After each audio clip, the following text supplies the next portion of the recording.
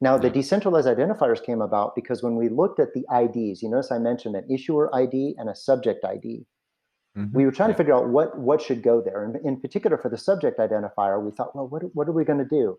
What are we going to allow? Well, we should allow email addresses, right? Yeah, that sounds good. What do you allow? Facebook accounts? Do you allow Google accounts?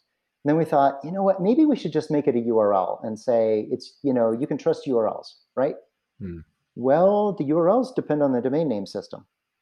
Right. And if you're certain companies in certain countries, you might find that you don't control that Yeah. identifier in that country. And in fact, not only do you not control it, but they can replace it to be anything they want it to be.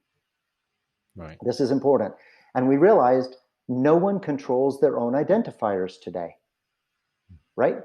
Not only can someone administratively take an identifier away from you if they're Google or Facebook or the domain name system, but they can actually replace it with someone else without your permission at any time.